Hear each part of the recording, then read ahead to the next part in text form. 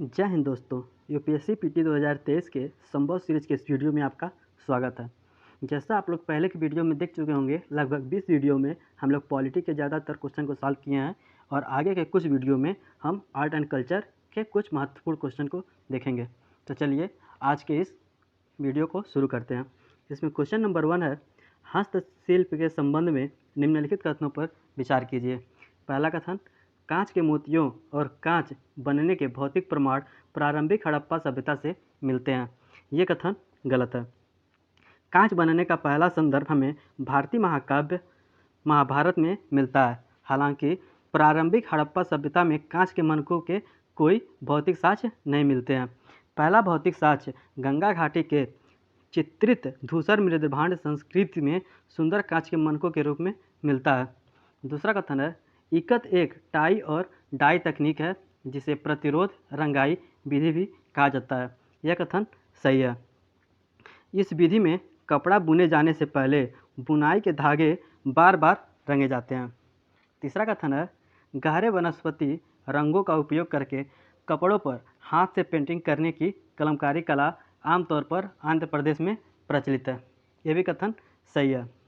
कलमकारी जिसे गहरे वनस्पति रंगों का प्रयोग कर कपड़ों पर हाथ से छपाई की कला का उपयोग किया जाता है, यह आंध्र प्रदेश में प्रचलित है। उपर्युक्त कथनों में से कौन सा कथन सही है? इसमें दूसरा और तीसरा कथन सही है, तो इसका सही उत्तर होगा ऑप्शन डी, केवल 2 और 3। नेक्स्ट क्वेश्चन, हाथी दांत की शिल्प कला के संबंध में निम्नलिखित कथनों पर विचार कीजिए। पहला कथन, केरल हाथी दांत का चित्रकारी और जोधपुर हाथी दांत से बनी चूड़ियों के लिए प्रसिद्ध है। यह कथन सही है। दूसरा कथन है, टेराकोटा शिल्प कौशल को बागुड़ा घोड़ा या पंचमुरा घोड़ा के नाम से जाना जाता है और टेराकोटा मंदिर उत्तर प्रदेश में स्थित है। यह कथन गलत है। टेराकोटा का शाब्दिक अर्थ है पकी हुई मिट्टी और यह एक प्रकार की सिरेमिक मिट्टी है जिसे आधा पकाया जाता है। पश्चिम बंगाल राज्य के बागुड़ा जिले में स्थित टेराकोटा शिल्प कौशल के सर्वश्रेष्ठ नमूने में से एक बागुड़ा घोड़ा, पंचमुरा घोड़ा और टेराकोटा मंदिर है। उपर्युक्त कथनों में से कौन सा कथन सही नहीं है? इसमें दूसरा कथन नहीं सही है, तो इसका सही उत्तर होगा ऑप्शन बी, केवल 2। नेक्स्ट क्वेश्चन, कढ़ाई कला से संबंधित निम्नलिखित युग्मों पर विचार कीजिए। एक तरफ लिखा है कढ़ाई शिल्प और दूसरी तरफ संबंधित क्षेत्र। पहला है, एप्लिक या पिपली के काम पंजाब और हरियाणा से। यह गलत सुमेलित है। कढ़ाई के कई प्रकार की कलाएं होती हैं, जैसे एप्लिक या गोटापट्टी भी से कहते हैं। यह पिपली के काम जैसी कढ़ाई ओडिशा के पिपली गांव में प्रचलित है। यह कढ़ाई युक्त रंगीन कपड़े से बने टुकड़ों पर एक प्रकार है जिसे एक खंड बनाने के लिए एक साथ सिल दिया जाता है। वे इस तकनीक का उपयोग कर सुंदर लैप बनाने के लिए करते हैं। दूसरा कथन है, फुलकारी उड़ीसा। यह भी गलत सुमेलित है। एक अन्य प्रसिद्ध तकनीक के बारे में जानें तो यह फुलकारी कहा जाता है, जिसका शाब्दिक अर्थ है फूल बनाना है। इस प्रक्रिया में कपड़े पर रंगीन पुष्प सदृश पैटर्न के लिए रफ्फू के तकनीक का उपयोग किया जाता है। इसका पंजाब, हरियाणा और दिल्ली में प्रयोग किया जाता है, न कि उड़ीसा में। तीसरा है कदीरा कश्मीर। यह सही सुमेलित है। जो कश्मीर में कदीरा कढ़ाई के महीन कारीगर के लिए प्रसिद्ध है, जो आमतौर पर प्रसिद्ध कश्मीरी शाल पर की जाती है। चौथा है चंबा रुमाल, हिमाचल प्रदेश। ये भी सही सुमेलित है। हिमाचल प्रदेश के चंबा रुमाल, जिसमें चंबा पहाड़ी चित्रकला का प्रभाव स्पष्ट होता है, कृष्ण की कथाओं की विषय वस्तुओं के साथ हरे, पीले और भगवा रंगों में सूक्ष्म कढ़ाई से युक्त होते हैं। उपर्युक्त युग्मों में से कौन से सही सुमेलित हैं? तो इसमें तीसरा और चौथा सही सुमेलित है, तो इसका सही उत्तर होगा ऑप्शन बी, केवल 3 और 4। नेक्स्ट क्वेश्चन, खिलौने के संबंध में निम्नलिखित कथनों पर विचार कीजिए। पहला कथन, खिलौना गाड़ी का पहला साक्ष्य हड़प्पा सभ्यता में मिलता है। यह कथन गलत है। खिलौना गाड़ी का पहला साक्ष्य हड़प्पा सभ्यता में मिलता है और पारंपरिक ऐतिहासिक कला पर यह जारी रहता है। यह कथन सही है। ये हड़प्पा सभ्यता में ही मिलता है। दूसरा कथन है,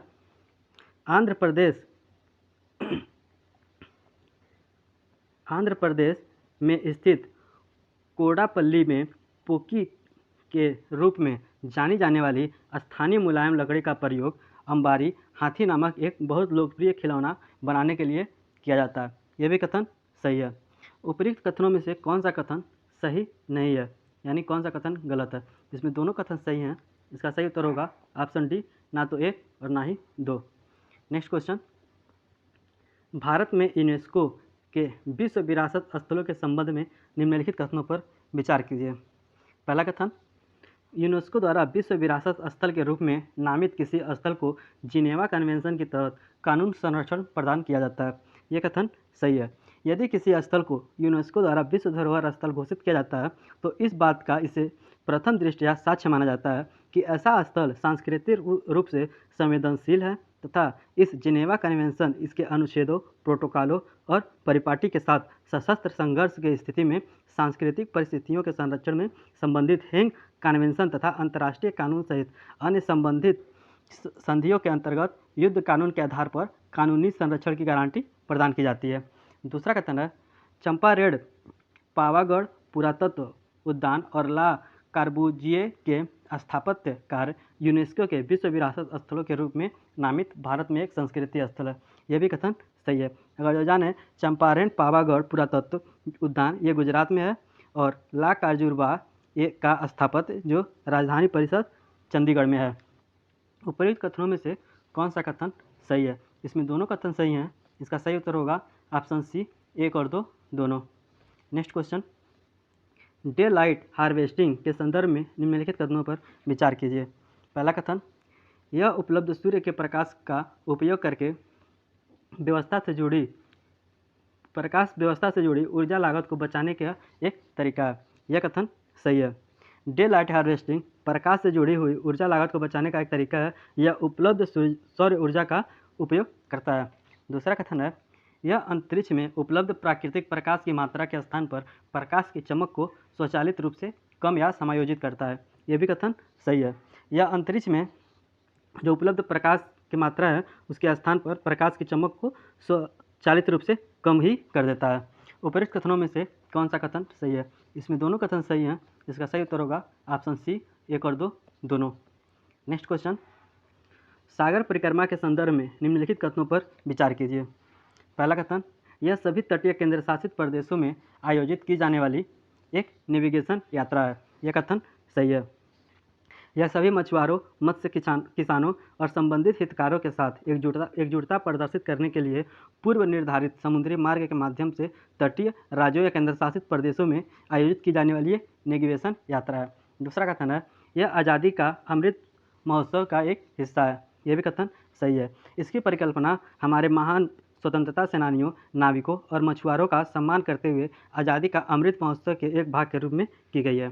तीसरा कथन है, इसके अंतर्गत मछुआरों समुदाय के साथ समन्वय कार्यक्रम आयोजित होगा। यह भी कथन सही है। जाने इसमें तो इसके तहत तटीय मछुआरों की समस्याओं को जानने के लिए इन स्थानों और जिलों में मछुआरा समुदाय तथा हितधारकों के साथ समन्वय कार्यक्रम भी आयोजित किया जाएगा। उपयुक्त कथनों में से कौन सा कथन सही है? इसमें तीनों कथन सही हैं। इसका सही उत्तर होगा ऑप्शन डी, 1, 2 और 3। नेक्स्ट क्वेश्चन, फोरडो और नैजांट क्षेत्र में जिस अक्सर समाचारों में देखा जाता है एक किससे संबंधित है? पहला कथन, यूक्रेन का उत्तरी प्रांत। दूसरा, उज्बेकिस्तान में विश्व धरोहर स्थल। तीसरा, ईरान में यूरेनियम संवर्धन सुविधा। और चौथा है कजाकिस्तान का तेल और गैस प्रसंस्करण। कुछ देखें तो ईरान के केंद्रीय इस्फान प्रांत तेहरान में नैटांज देश की प्रमुख यूरेनियम संवर्धन सुविधा का प्रतिनिधित्व करता है।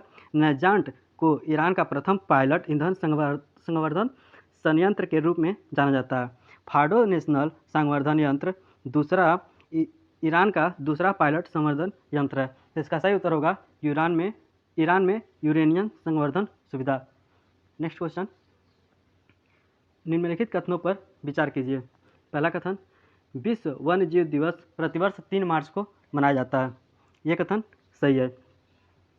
दूसरा कथन है, विश्व जलीय दिवस 2022 की थीम थी पारिस्थितिकी तंत्र की बहाली हेतु प्रमुख जनजातियों की पुनर्बहाल थी। यह भी कथन सही है। इस क्वेश्चन में जैसे कुछ बताने वाला है नहीं, ये याद करने वाली चीज़ है, जो इसकी थीम है वो, या किस प्रतिवर्ष 3 मार्च को मनाया जाता है ये। उपरोक्त कथनों में से कौन सा कथन सही है? इसमें दोनों कथन सही हैं। इसका सही उत्तर होगा ऑप्शन सी, 1 और 2 दोनों। नेक्स्ट क्वेश्चन, निम्नलिखित कथनों पर विचार कीजिए। पहला कथन, ग्रेट बैरियर रीफ को विश्व के प्रवाल रीफ पारिस्थितिकी तंत्र में लगभग 10% हिस्सेदारी है। ये सही है। ग्रेट बैरियर रीफ विश्व का सबसे व्यापक और समृद्ध प्रवाल भित्ति पारिस्थितिकी तंत्र है, जो कि 2900 से अधिक भित्तियों और 900 से अधिक द्वीपों से मिलकर बना है। ग्रेट बैरियर रीफ विश्व में कोरल रीफ पारिस्थितिकी तंत्र का लगभग 10% हिस्सा है। दूसरा कथन है, यह चट्टान संरचना अरबों छोटे जीवों द्वारा बनाई गई है, जिन्हें प्रवाल पालिस्प के रूप में जाना जाता है। ये भी कथन सही है। तीसरा कथन है, प्रवाल और शैवाल के बीच सहजीवी संबंध होता है। यह भी कथन सही है। प्रवाल प्लास्पी के सूक्ष्म शैवाल पाए जाते हैं, जिन्हें जूजैथ्यू कहा जाता है, जो उनके ऊतकों के भीतर रहते हैं। प्रवाल और शैवाल का पारंपरिक संबंध जो होता है वो सहजीवी का होता है। उपरोक्त कथनों में से कौन सा कथन सही है? इसमें तीनों कथन सही हैं। इसका सही उत्तर होगा ऑप्शन डी, 1, 2 और 3। अब मिलते हैं आपसे अगले वीडियो में कुछ महत्वपूर्ण क्वेश्चन के साथ। धन्यवाद।